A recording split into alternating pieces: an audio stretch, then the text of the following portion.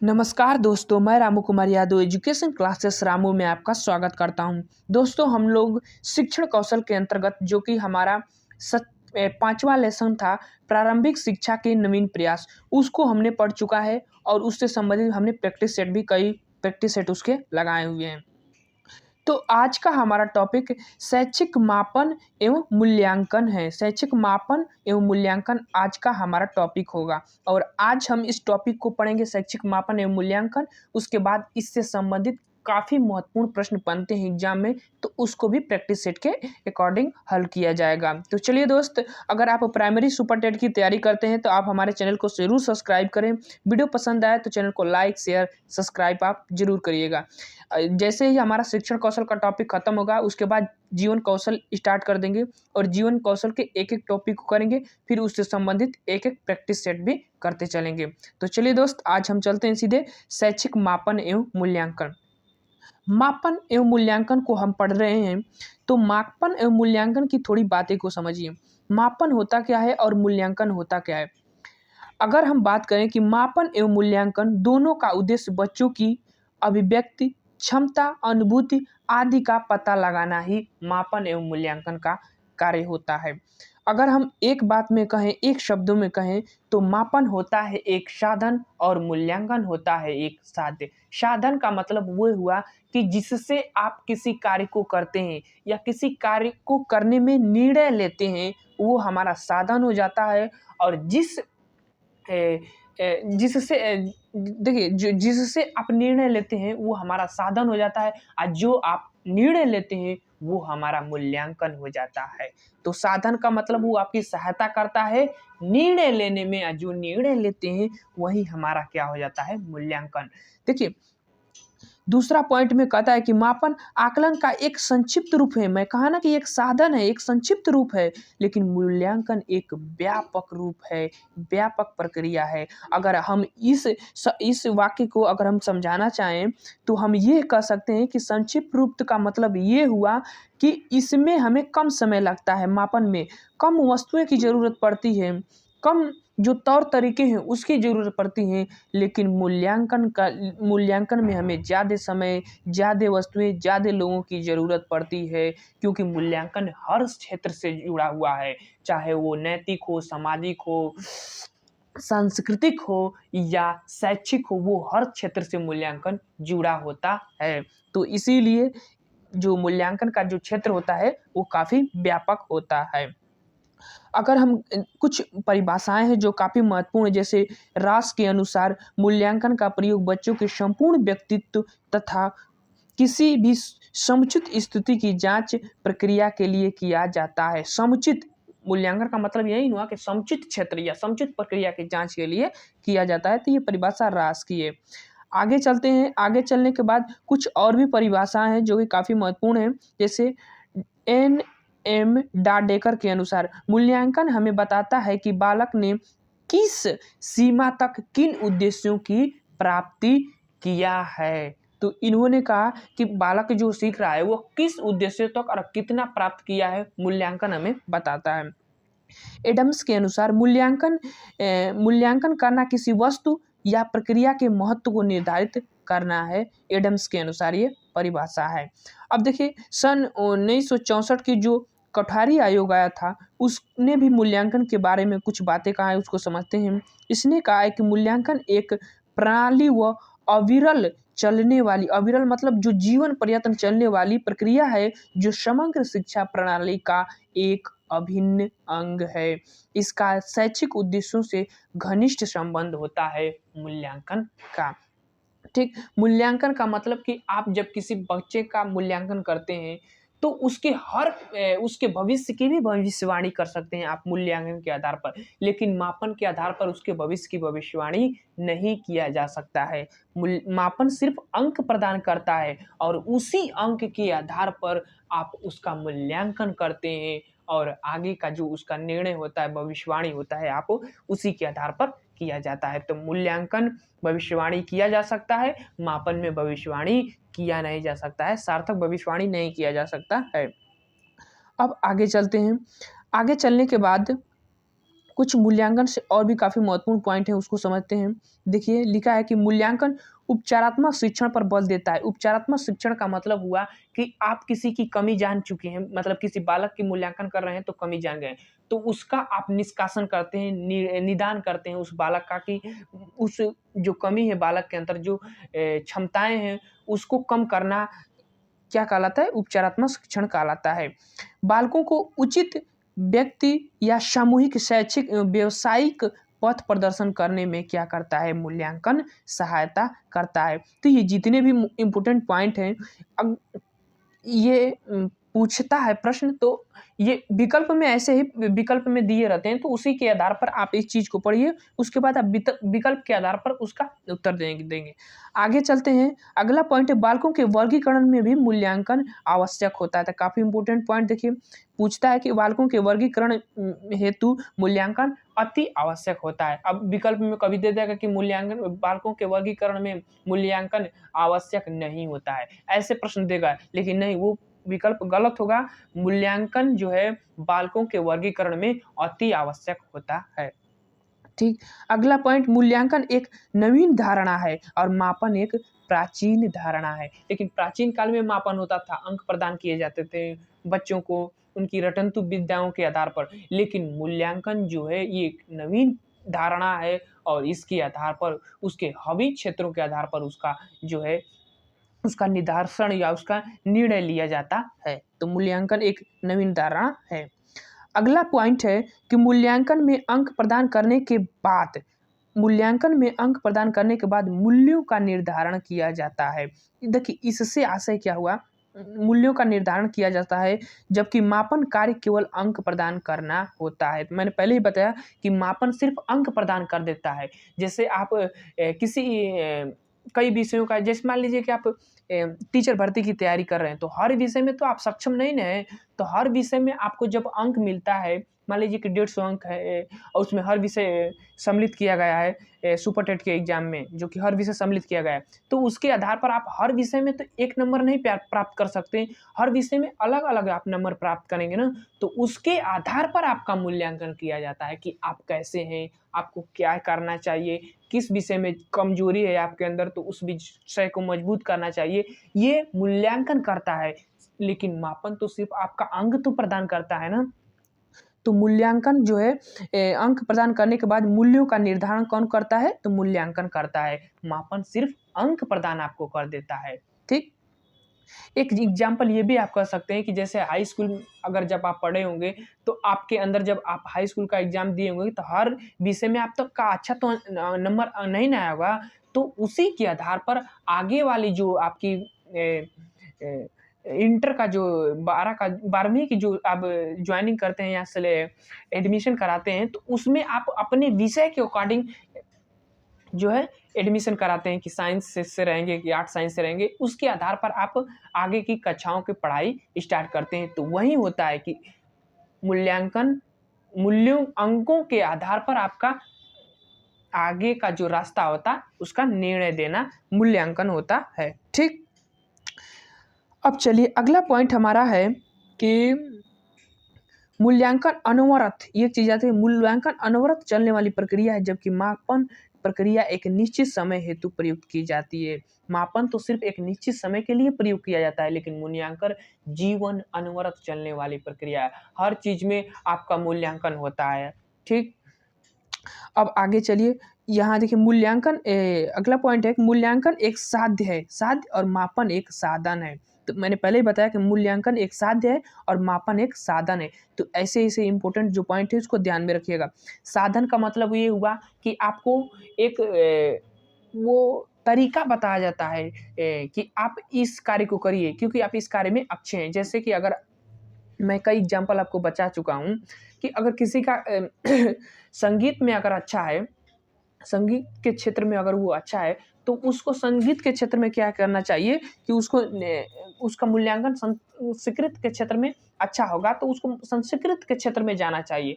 अगर किसी की पढ़ाई में अच्छी है, जैसे कि मान लीजिए कि किसी का साइंस वाले जो पोर्शन होते हैं उसमें अच्छे नंबर आते हैं, तो वो साइंस के अकॉर्डिंग आगे की पढ़ाई साइंस से करेगा। लेकिन जिसका साइंस वाले पोर्शन में उसका अच्छा नंबर नहीं आता है, तो आगे वाली पढ़ाई वो आर्ट साइंस में करता है। तो नंबर तो मापन करता है, लेकिन नंबर के आधार पर मूल्यांकन आप निर्णय आप तो लेते हैं कि आपको आगे क्या करना होता है। तो मूल्यांकन एक साध्य है, मापन एक साधन है। साधन का मतलब कि एक उस लक्ष्य तक पहुँचने का एक साधन है कि आप कौन-सी बस पकड़ेंगे कि उस लक्ष्य पर पहुँचेंगे। मेरे कहने का मतलब आप समझ गए होंगे कि आप कौन-सी बस पकड़ेंगे तो उस लक्ष्य पर पहुँचेंगे। लक्ष्य तो कई होते हैं, लेकिन आपका अंक के हिसाब से तो लक्ष्य भी निर्धारित करना है कि आप किस विषय में अच्छे नंबर हैं। साइंस वाले पोर्शन में आपका अच्छा नंबर है, तो आप साइंस के अकॉर्डिंग बस पकड़ेंगे और उस लक्ष्य पर जाएँगे। अगर आप साइंस में अच्छे नंबर नहीं लाते हैं, तो आप आर्ट साइंस वाले अकॉर्डिंग वाले जो बस है, उसको पकड़ेंगे और अपने लक्ष्य पर जाएँगे। तो यही चीज़ कह रहा है कि मूल्यांकन एक साध्य होता है, मापन एक साधन होता है। ठीक? अब यहाँ ये भी हम कह सकते हैं कि मूल्यांकन जो है मूल्यांकन के लिए मापन के लिए मूल्यांकन ज़रूरी नहीं है, लेकिन मूल्यांकन के लिए मापन ज़रूरी होता है। ठीक? मापन तो आप हर चीज़ का, जैसे कि किसी का वज़न भी नाप सकते हैं, किसी का परीक्षा का एग्ज़ाम का अंक भी नाप सकते हैं, तो वो हर क्षेत्र में आता है। लेकिन हम कह सकते हैं कि मूल्यांकन के लिए मापन ज़रूरी है, लेकिन मापन के लिए मूल्यांकन ज़रूरी नहीं होता है। इस इम्पोर्टेंट पॉइंट को ध्यान में रखिएगा, जो भी मैं कह रहा हूँ। आगे चलते हैं। अगला पॉइंट है, मूल्यांकन के द्वारा छात्रों के संबंध में सार्थक भविष्यवाणी की जा सके। मैं पहले ही बता चुका हूँ कि मूल्यांकन से आप सार्थक भविष्यवाणी कर सकते हैं, लेकिन मापन से सार्थक भविष्यवाणी किसी का भी या किसी भी बालक का नहीं कर सकते हैं। यही बात नीचे लिखा गया है कि मापन द्वारा सार्थक भविष्यवाणी नहीं की जा सकती है। अगला पॉइंट, मूल्यांकन छात्र का आत्म परीक्षण है, जबकि मापन छात्र का आत्म परीक्षण है, जबकि मापन छात्र का आत्म परीक्षण है। देखिए, मैंने गलत ही ये सेंटेंस को पढ़ दिया। मूल्यांकन शिक्षक का आत्म परीक्षण है, लेकिन मापन छात्र का आत्म परीक्षण होता है। अब देखिए, मूल्यांकन टीचर करता है तो वो जब बच्चों का मूल्यांकन करता है तो ये निर्णय लेता है कि भैया मैंने कितना चीज़ें बच्चे सीखे हैं, कितना नहीं सीखे हैं। लेकिन छात्र तो मापन करते हैं ना, कि अगर मान लीजिए कोई एग्ज़ाम हुआ, उसमें बच्चों ने अपना एग्ज़ाम दिया, तो किसी विषय में अच्छे नंबर आए, किसी विषय में कम नंबर आए, तो इसका मापन तो छात्र करते हैं ना। तो यही चीज़ को कह रहा है। तो छात्र जो है आत्म परीक्षण करेंगे कि हमें इस विषय में कमज़ोरी पाई, हमें इस विषय में ज़्यादा मेहनत करना चाहिए। तो मापन छात्र करते हैं और मूल्यांकन जो है अध्यापक करते हैं। इस चीज़ को ध्यान में रखिएगा। अब आगे चलते हैं अगले पॉइंट पर। अगला पॉइंट है कि जेल्स राइस ने सर्वप्रथम 1885 में लिखित वस्तुनिष्ठ परीक्षण के निर्माण में महत्वपूर्ण योगदान दिए थे। तो इस चीज़ को ध्यान में रखिएगा। अब अगला पॉइंट चलते हैं। एनसीईआरटी के अनुसार मूल्यांकन एक प्रक्रिया है जिसके द्वारा यह ज्ञात किया जाता है कि उद्देश्य किस सीमा तक प्राप्त हुए, कक्षा में दिए गए अधिगम अनुभव कहाँ तक प्रभाव उत्पादक कर रहे हैं, और कक्षा कहाँ तक शिक्षा के उद्देश्य पूर्ण हुए हैं। ये एनसीईआरटी कह रहा है मूल्यांकन के बारे में। अब चलते हैं आगे चलने के बाद कुछ काफ़ी महत्वपूर्ण पॉइंट है, उसको भी समझते हैं। जैसे देखिए, मूल्यांकन के 3 भाग होते हैं। 3 भागों में वो वर्गीकृत किया जा सकता है, जैसे दक्षता आधारित मूल्यांकन, व्यापक मूल्यांकन और सतत मूल्यांकन। ये तो मूल्यांकन को 3 भागों में विभाजित किया जा सकता है। दक्षता आधारित यानी उसकी क्षमता के आधार पर मूल्यांकन किया जा सकता है। हर बच्चों का लेवल अलग होता है, क्षमताएँ अलग होती हैं, तो उसके आधार पर मूल्यांकन किया जा सकता है। व्यापक मूल्यांकन किया जा सकता है, मतलब कि मूल्यांकन का विस्तृत क्षेत्र होता है। हर क्षेत्र के अकॉर्डिंग प्रश्न बनाया जाता है, और मूल्यांकन सतत होता है, सतत प्रक्रियाएँ होती हैं मूल्यांकन। तो ये 3 भागों में वर्गीकृत किया जा सकता है मूल्यांकन को। अब अगला पॉइंट, मूल्यांकन केवल कक्षा तक ही सीमित नहीं होता है, बल्कि उसे समाज सेवा, सहयोग, जीवन के अन्य पक्षों का भी मूल्यांकन होता है। तो मूल्यांकन में सिर्फ शिक्षा ही क्षेत्र का सीमित नहीं होता है, वो जो वातावरण के जितने भी आस-पास के क्षेत्र होते हैं, वो भी उसमें इंक्लूड किए जाते हैं। अगला पॉइंट, मूल्यांकन के प्रमुख कार्य, विद्यार्थियों की उपलब्धियों का परीक्षण, व्यक्तित्व के विकास, शिक्षण के सफलता और वर्गीकरण आदि में इसका प्रमुख कार्य होता है मूल्यांकन का। अब आगे चलते हैं। ये जितने भी पॉइंट हैं ना, काफ़ी महत्वपूर्ण पॉइंट हैं। यही एग्जाम पर जो प्रश्न पूछा रहता है उसके ऑप्शन में यही सब दिया रहता है और एक निगेटिव मार्किंग दिया रहता है, उसमें आपको पकड़ना होता है। ठीक, अब प्रश्न के अकॉर्डिंग दिया रहता है। अगला पॉइंट, आदर्श मूल्यांकन की विशेषताएं। जैसे आदर्श मूल्यांकन की विशेषताएं क्या होती है कि वैधता, सरलता, निदानात्मकता, विश्वसनीयता और वस्तुनिष्ठता। वैधता होनी चाहिए मूल्यांकन वाले प्रश्नों में, सरलता होनी चाहिए, निदानात्मक मतलब कारण जानने वाले प्रश्न होने चाहिए, विश्वसनीयता होना चाहिए उस प्रश्न में और वस्तुनिष्ठता होनी चाहिए, यानी कि सबकी आत्मनिष्ठता नहीं होनी चाहिए, उसमें वस्तुनिष्ठता होनी चाहिए। ठीक, तो ये आदर्श मूल्यांकन की विशेषता है, काफ़ी महत्वपूर्ण विशेषताएं हैं। अगला पॉइंट, मूल्यांकन की प्रविधियां भी है जो कि महत्वपूर्ण है। परीक्षण प्रक्रियाएं, स्वयं आलेख, प्रविधियां, निरीक्षणात्मक विधि और प्रक्षेपी मापन जो विधियां होती है मूल्यांकन की काफ़ी महत्वपूर्ण विधियां होती है। इन्हीं के आधार पर तो ही मूल्यांकन किया जाता है।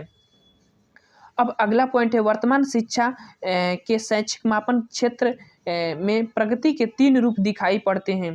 जो कि वर्तमान शैक्षिक मापन में मूल्यांकन के 3 रूप दिखाई पड़ते हैं, जैसे कि प्रशिक्षण, मापन एवं मूल्यांकन। ये 3 रूप आपको दिखाई देंगे कहीं भी आप देखेंगे तो। आगे चलते हैं। मापन 2 प्रकार के होते हैं, एक भौतिक मापन और एक मानसिक मापन। भौतिक मापन का मतलब कोई क्रिया करके मापन किया जाता है किसी बालक का, और मानसिक मापन होता है किसी उससे बातें कर कर कुछ मापन किए जाते हैं, तो वो मानसिक मापन के अंतर्गत आ जाता है।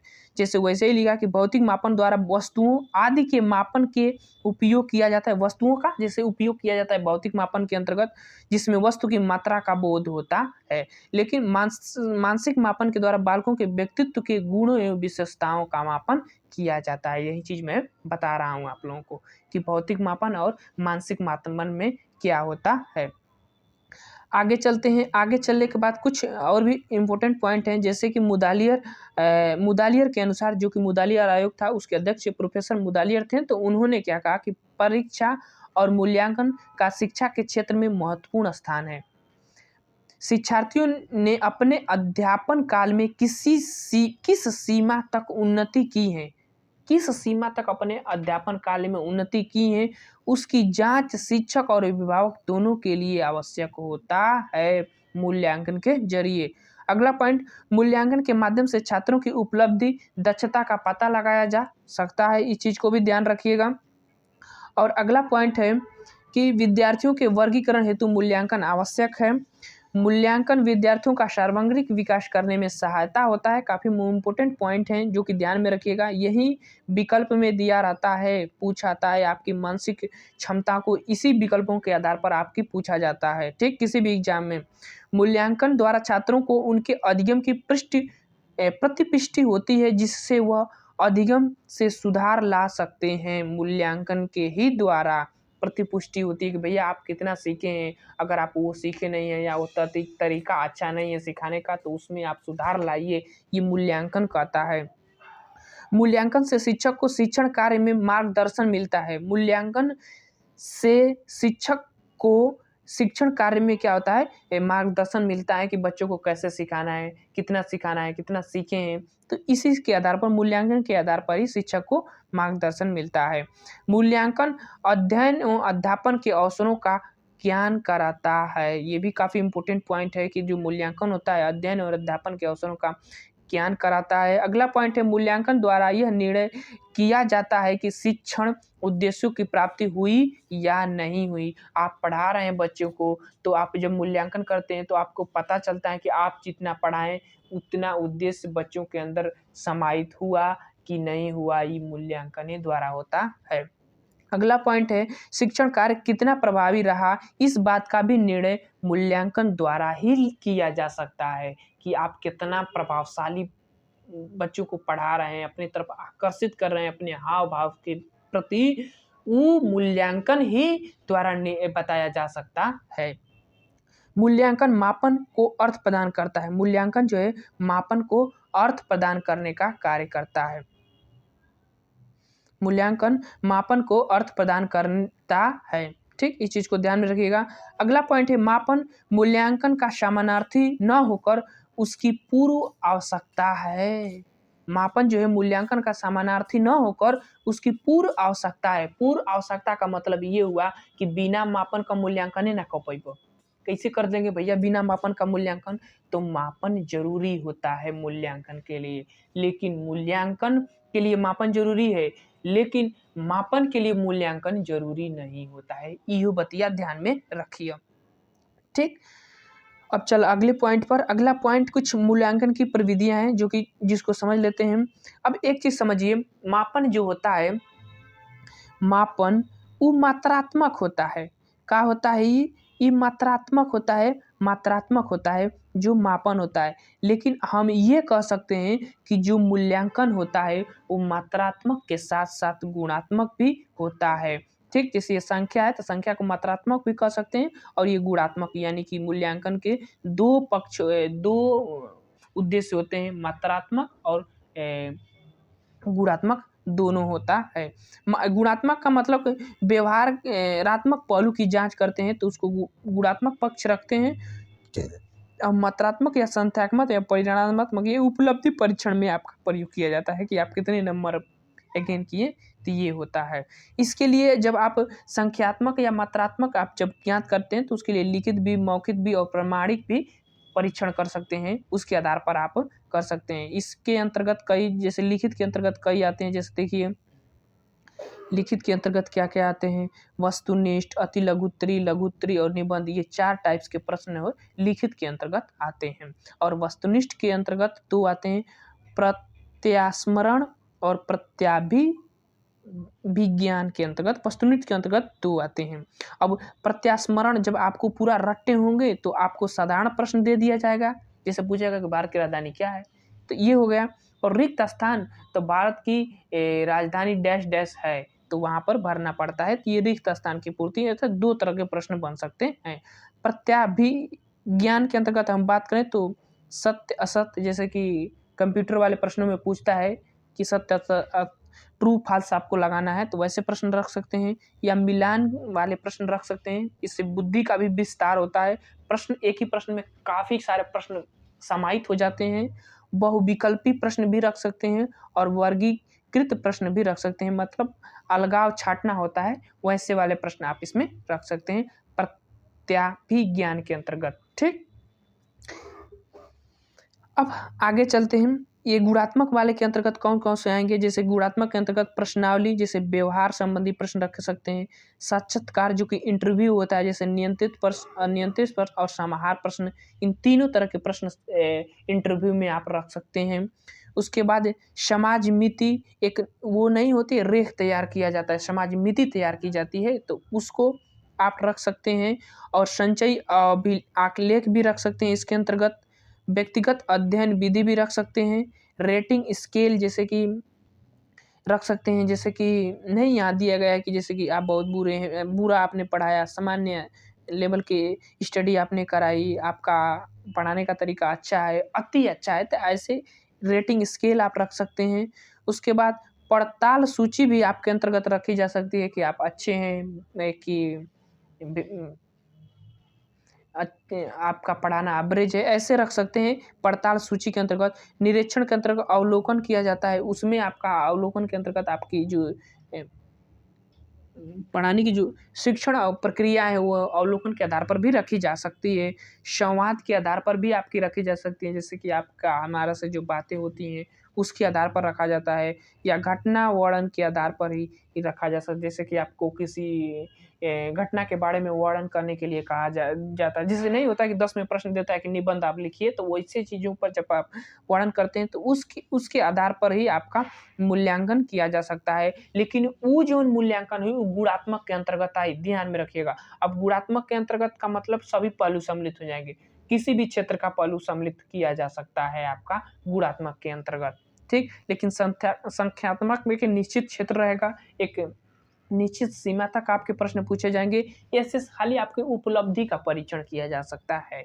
तो ई दुगो हो गए। मूल्यांकन की 2 प्रविधियां गुणात्मक और मात्रात्मक दोनों होती है, लेकिन मापन का एक ही होला, सिर्फ का मात्रात्मक, यानी कि सिर्फ मात्रा दिया जाता है, अंक दिया जाता है।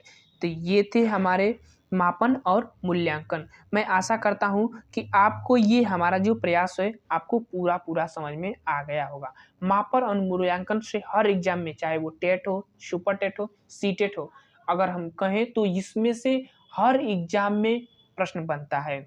अभी पिछला सीटेट का एग्जाम जो हुआ उसमें भी मापन से 2 प्रश्न पूछे हुए थे। तो आप इस टॉपिक को इतना हल्के में मत लीजिए। इसका प्रश्न ज़्यादातर अंतर से पूछता है कि मापन और मूल्यांकन में अंतर क्या होता है। बस उतना चीज़ें समझ जाएँगे तो आप मापन और मूल्यांकन के जो प्रश्नों को हल करने में आपको बहुत ही सहायता मिलेगी। तो चलिए दोस्त, हम अपने तरफ से जितना प्रयास होता है आप लोगों के लिए करता हूँ। तो आप हमारा प्रयास आपको अच्छा लगे तो वीडियो को लाइक करें, शेयर करें, सब्सक्राइब करें। और इसके बाद ये टॉपिक तो हमने पढ़ लिया, इसके बाद हम इसकी प्रैक्टिस सेट करेंगे। इससे काफ़ी महत्वपूर्ण प्रश्न मैंने चुनकर रखा हूँ, उस प्रश्नों की प्रैक्टिस सेट करेंगे। आप एक बार प्रश्न है प्रैक्टिस सेट को देखिएगा, हल कीजिएगा, फिर पता चलेगा कि ये जो टॉपिक है कितना महत्वपूर्ण है, आपको पता चल जाएगा। तो चलिए दोस्त, वीडियो को हम समाप्त करते हैं। वीडियो पसंद आए तो चैनल को लाइक, शेयर, सब्सक्राइब आप जरूर करिएगा। Thank you for watching this video.